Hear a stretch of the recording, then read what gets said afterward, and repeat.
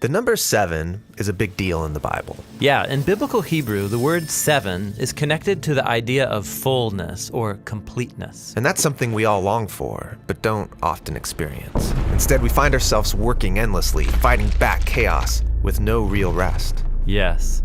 Now keep all that in mind as we turn to Genesis 1 in the Bible.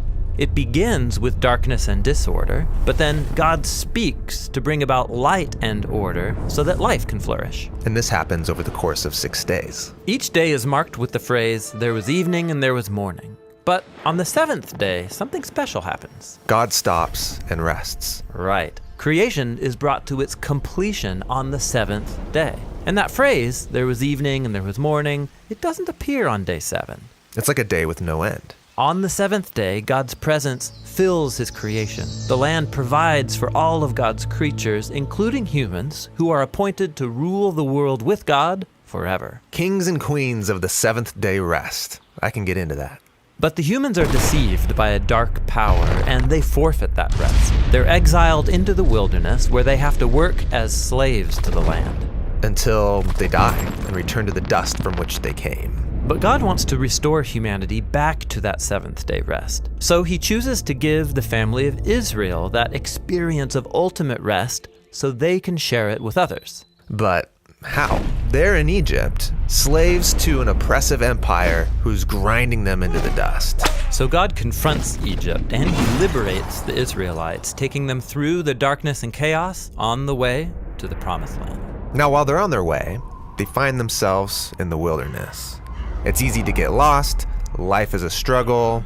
They're not in the land of rest yet. But while they're on the way, God invites them in the wilderness to start living as if they're in the promised land. But how do you practice the future rest in the wilderness? Well, God tells them that every 7th day they are to stop their work, or in Hebrew, to Shabbat, so that they can rest and enjoy God's good world. So take a whole day to live as if the ultimate rest has already come. Yeah, this is the Sabbath, celebrated every week on the 7th day.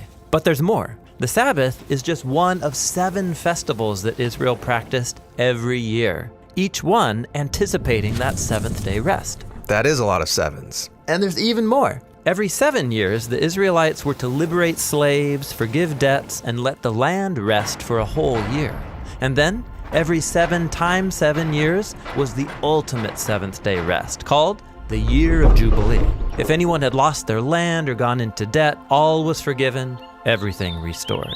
Wow, so the Sabbath, these feasts, the Year of Jubilee, it's all pointing towards the hope of future rest. Right. Now, when the Israelites went into the land, they forgot their God, and so they forfeited their chance for rest in the promised land. They're exiled and enslaved again by an oppressive nation, led back into a world of chaos and disorder. But Israel's prophets said that their exile would end one day, and that the ultimate jubilee of freedom and rest would come, but generations go by, and they're still waiting. It's at this dark point in the story that Jesus appears, and he launches his public mission on a Sabbath day. Yeah, he read aloud from the scroll of Isaiah, saying that it was time for all captives and slaves to be released because this was the year of the Lord's favor. What did he mean, this is the year of the Lord's favor? He was talking about the ultimate jubilee. Also, Jesus is claiming that 7th day rest would come through him. Right, he said that he was the Lord of the Sabbath, and he confronted disorder and darkness in all of its forms, liberating people from sickness, sin, even from death itself. Yet, Jesus was killed, so even his work was undone. Well, it seemed that way. But notice, Jesus timed his death to take place at the end of the week.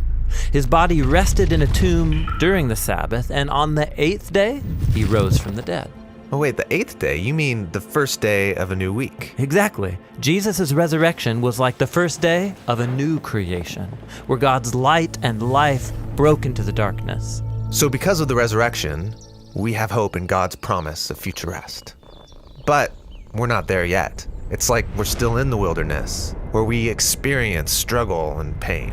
But as we journey towards that ultimate 7th day, Jesus invites us to experience a taste of real rest now by following him. Or in his words, "Come to me, all you who are weary and burdened, and I will give you rest."